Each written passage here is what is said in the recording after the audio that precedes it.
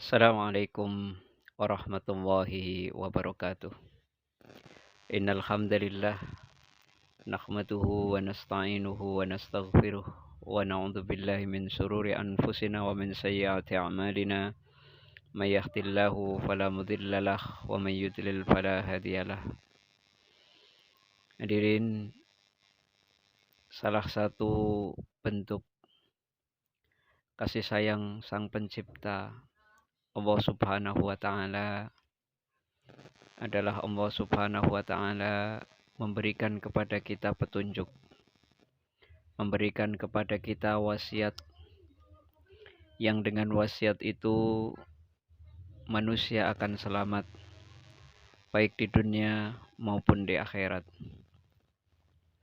Salah satu wasiat, salah satu petunjuk yang Allah wasiatkan kepada kita adalah petunjuk tentang menjaga sholat.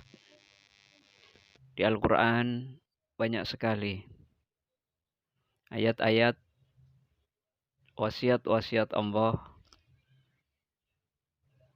yang memerintahkan kepada kita untuk menjaga sholat.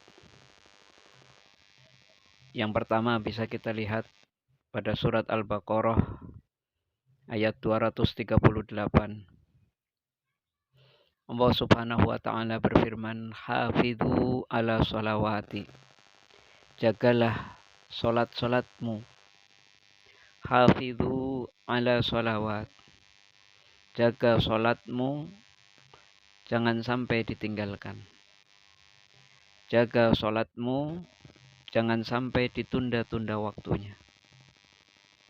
Jaga sholatmu dari sisi kesempurnaan dan kehusuannya. Hafidhu ala sholawat. Lalu Allah lanjutkan, wa sholatil wusta. Terlebih-lebih pada sholat wusta.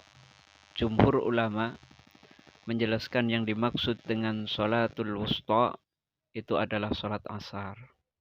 Karena memang dari sholat asar inilah banyak manusia yang meremehkannya, baik dari sisi waktunya maupun dari pelaksanaannya. Waqumu lillahi qanitin.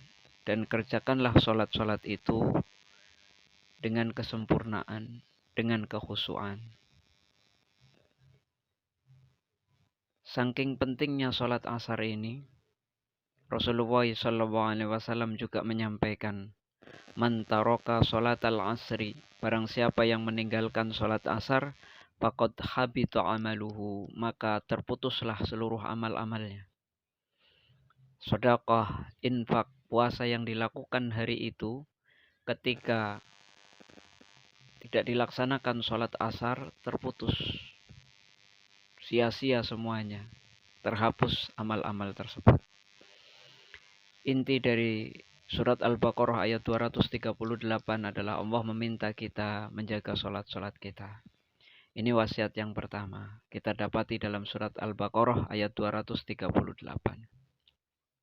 Wasiat yang kedua, Allah sampaikan dalam surat Maryam ayat 59. Setelah Allah Subhanahu wa taala menceritakan keimanan para nabi, Allah ceritakan betapa monumentalnya kesolehan para nabi. Betapa luar biasanya kesolehan-kesolehan para nabi terdahulu. Lalu Allah Subhanahu wa taala nyampaikan, fa khalfu mim ba'dihim, akan datang setelah generasi-generasi hebat itu, fa khalfu mim ba'dihim khalfun adha'us shalah, sekelompok generasi-generasi yang adha'us shalah, yang meremehkan salat. Maka ayat selanjutnya kita lihat, ketika sebuah generasi melalaikan salat, maka hukuman yang Allah pertama timpakan kepada generasi tersebut adalah wabtaghus syahawat. Allah akan serahkan seluruh urusan generasi tersebut kepada syahwatnya. Maka inilah kenapa Islam begitu tegas. Umur 7 tahun, wa'mur auladakum, wa'mur ahlaku bis sholah, wa'mur ahlaka bis shalah. Suruhlah, perintahlah keluargamu, anak-anakmu 7 tahun untuk sholat. 10 tahun sholatnya belum beres, suruh pukul lah. Kenapa? Karena ketika umur 10 tahun, sholatnya sudah beres. Ketika masuk masa balik, maka Allah akan tolong anak tersebut supaya mampu mengelola syahwatnya. Tapi 10 tahun sholatnya masih berantakan. 10 tahun belum rapi sholatnya. Allah serahkan urusan anak tersebut itu kepada syahwatnya. Makanya, naudzubillah, summa naudzubillah, kalau orang kok terjebak ke zina, orang kok terjebak ke dalam pergaulan bebas, bisa dipastikan diawali dari berantakannya sholatnya. Makanya ketika berantakan sholat anak kita, tidak tertata sholat anak kita, cek Pak, cek handphonenya, cek pergaulannya. Karena siapa yang adha'us sholah, maka pasti wabtaghus syahwat, Allah akan serahkan urusannya kepada syahwatnya. Hadirin yang berbahagia, selain Allah, Rasulullah SAW juga mengingatkan kepada kita, man hafadhu 'alaiha, barang siapa yang menjaga salat-salat mereka, kanat lahu nuron, maka Allah akan berikan kepadanya 3 hal. Yang pertama nuron, yang kedua waburhan, dan yang ketiga wanajata yaumal qiyamah. Kata Rasul, siapa yang menjaga sholat, maka yang pertama Allah akan berikan nur. Nur itu artinya cahaya. Siapa yang menjaga sholatnya, Allah akan berikan kepadanya cahaya. Yang dengan cahaya itu teranglah hatinya. Mudah menerima kebenaran. Maka seorang bapak yang menjaga sholatnya, dia tidak akan lari dari tanggung jawab. Seorang anak yang menjaga sholatnya, dia tidak akan durhaka dan membentak kedua orang tuanya. Kenapa? Karena ada nur. Seorang istri yang menjaga sholatnya, dia tidak akan mudah minta cerai. Kenapa? Karena ada nur di dalam hatinya. Yang dengan nur itu Allah akan terangi seluruh kehidupannya. Yang kedua, kata Rasulullah SAW, siapa yang menjaga sholatnya, Allah akan berikan burhan. Orang yang sholat bukan berarti aman dari dorongan-dorongan untuk berbuat maksiat.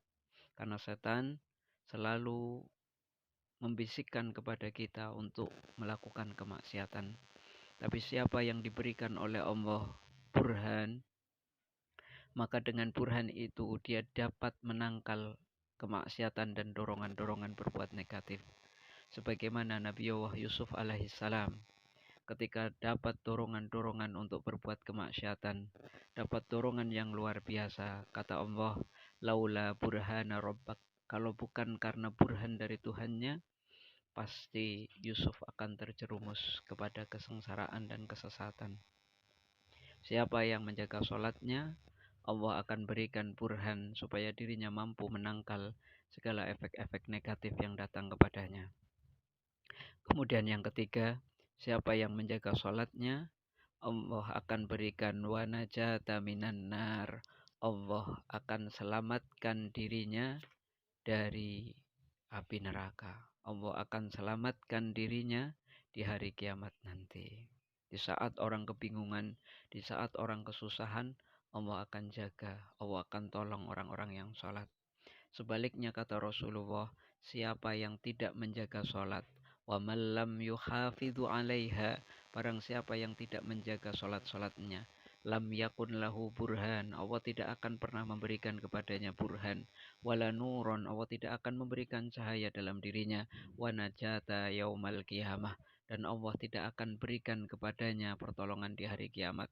Allah jadikan hidupnya gelap, Allah jadikan tidak ada cahaya pada dirinya, gampang untuk melakukan kemaksiatan. Inilah pentingnya sholat dalam kehidupan keimanan kita. Oleh karena itu, jaga dan perhatikan sholat diri kita, jaga dan perhatikan sholat anak-anak keturunan kita. Demikian yang bisa kami sampaikan. Assalamualaikum warahmatullahi wabarakatuh.